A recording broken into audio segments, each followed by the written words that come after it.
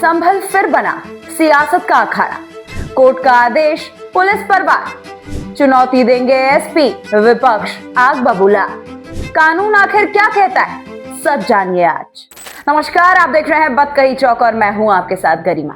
संभल हिंसा मामले में कोर्ट ने एएसपी अनुज चौधरी समेत 12 पुलिस वालों के खिलाफ एफआईआर दर्ज करने के आदेश दिए, जिसके बाद संभल के एसपी ने मुकदमा दर्ज करने की बजाय कोर्ट के आदेश को ऊपरी कोर्ट में चुनौती देने की बात कह दी। बस इसी बात पर विपक्ष ने मोर्चा खोल दिया और इसे कोर्ट की अवमानना बताने लगे। तो क्या वाकई संभल के एएसपी ने कोर्ट की अवमानना की है या नहीं, वो आपको दिखाने जा रहे हैं हम, क्योंकि बिना किसी जांच पड़ताल के हर बात पर राजनीति करना ठीक नहीं होता। कहीं इस मामले पर विपक्ष को राजनीति करना फिर से भारी ना पड़ जाए। आइए वीडियो को शुरू करते हैं। संभल उत्तर प्रदेश का वही जिला है जहां हाल के महीनों में माहौल बार बार गर्माता रहा है। कहीं धर्म से जुड़े मुद्दे, कहीं सर्वे को लेकर के तनाव, तो कहीं भीड़ और प्रशासन आमने सामने। और अब एक बार फिर से संभल सुर्खियों में है, लेकिन इस बार वजह अदालत का आदेश और उस पर पुलिस का रुख, जिसके बाद हम आपको बताएं कि विपक्ष ने सीधा मोर्चा खोल दिया। मामला यह है दोस्तों कि संभल हिंसा केस में कोर्ट ने एएसपी अनुज चौधरी समेत 12 पुलिस कर्मियों के खिलाफ एफआईआर दर्ज करने के आदेश दिए हैं, लेकिन संभल के एसपी कृष्ण कुमार बिश्नोई ने कहा है कि वो मुकदमा दर्ज करने के बजाय कोर्ट के आदेश के ऊपरी अदालत में चुनौती देंगे। बस दोस्तों, इसी बात पर विपक्ष भड़क गया और इसे कोर्ट की अवमानना बताने लगे। लेकिन सवाल यह है कि क्या ये वाकई एक अवमानना है या ये पुलिस का भी कानूनी अधिकार है वो आदेश के खिलाफ ऊपरी अदालत में जाए। और सबसे बड़ी बात यह है दोस्तों कि क्या बिना जांच पड़ताल हर मामले में सिर्फ राजनीति करना सही है। हम आपको बताएं कि इस बार सिर्फ बयानबाजी जरूरी नहीं थी, कानून की प्रक्रिया को भी हम इसमें चलिए आपको समझाएंगे। दरअसल संभल का पूरा मामला समझने के लिए पहले वहां की जमीन की स्थिति समझना जरूरी है। दरअसल हम आपको बताएं कि संभल में बीते कुछ वक्त से तनाव की स्थितियां बनती रही। प्रशासन के लिए एक इलाका संवेदनशील रहा है, क्योंकि यहाँ छोटी छोटी बात भी बड़ी बन जाती है। इसी बीच हिंसा से जुड़ा एक मामला अदालत तक पहुंच गया।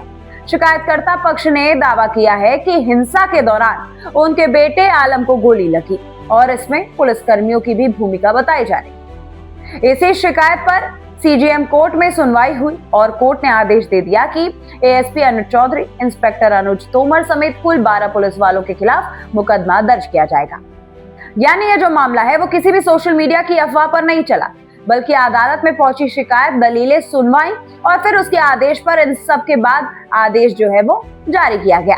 लेकिन इसके बाद जो चीज सबसे ज्यादा चर्चे में आई दोस्तों, वो ये है कि एसपी कृष्ण कुमार बिश्नोई ने ये कह दिया कि वो सीधे एफआईआर दर्ज नहीं करेंगे, बल्कि ऊपरी अदालत तक जाएंगे।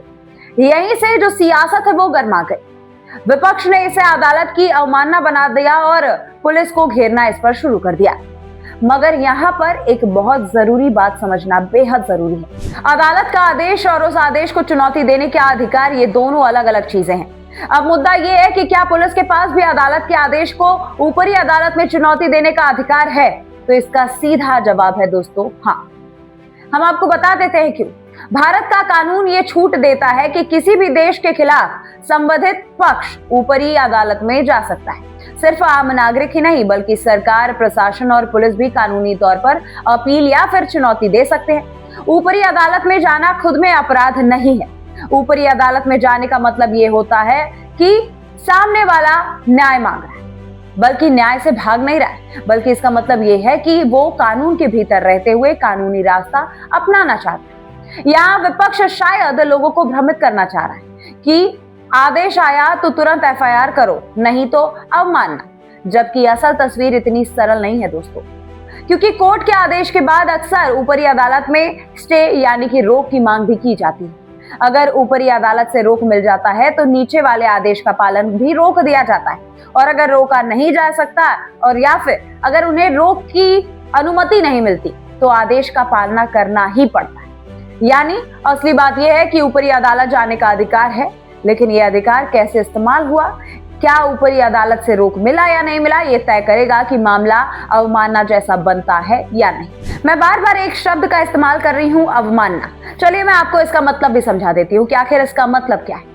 अवमानना का मतलब ये नहीं कि कोई व्यक्ति कोर्ट के खिलाफ कुछ बोल दे या फिर आदेश पर सवाल उठा दे।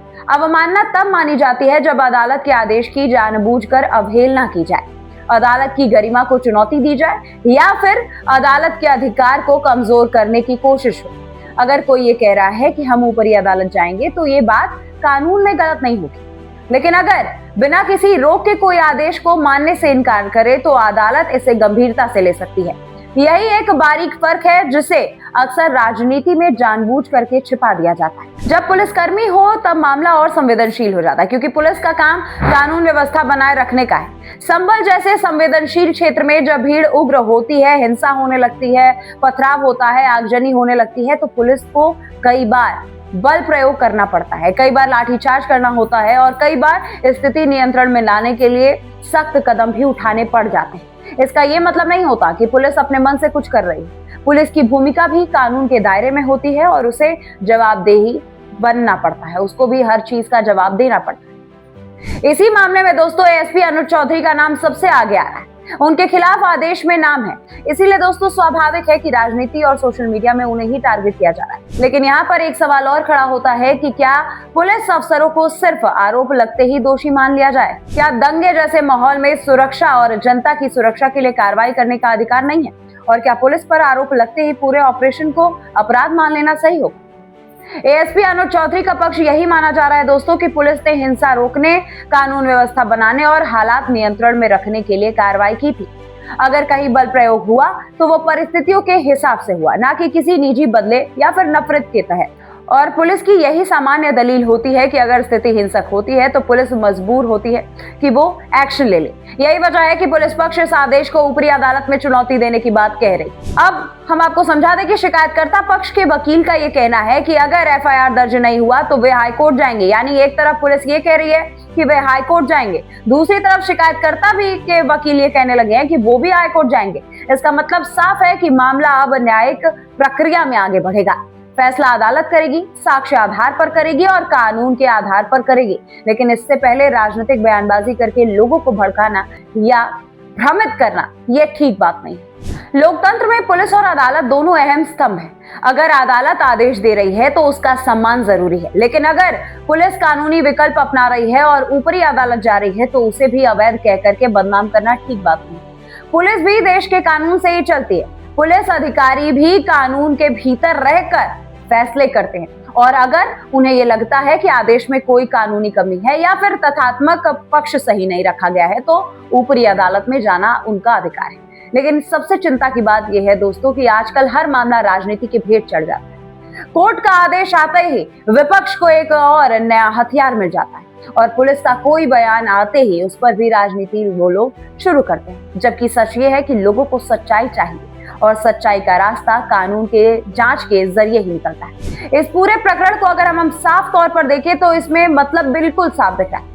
अदालत का आदेश अभी आया है, इसीलिए प्रक्रिया आगे बढ़ेगी। पुलिस ने ये कहा है कि वे ऊपरी अदालत जाएंगे, इसीलिए कानूनी लड़ाई होगी और अवमानना का दावा सिर्फ सियासी बयान है। अंतिम फैसला अदालत का होगा। पुलिस को आरोपी बता देने से पहले जांच की प्रतीक्षा जरूरी है, क्योंकि कानून में दोष सिद्ध होने तक हर व्यक्ति निर्दोष माना जाता है और जब मामला पुलिस का हो तो भी जरूरी है कि निष्पक्षता बनी रहे। इस पूरे मामले पर आपकी क्या राय है? कमेंट में हमें जरूर बताइए। मिलती हूं मैं आपसे अगली वीडियो में, तब तक के लिए नमस्कार। This video is sponsored by Ram group of companies, co-sponsored by nature house and Bhaiya ji silver coated इलायची।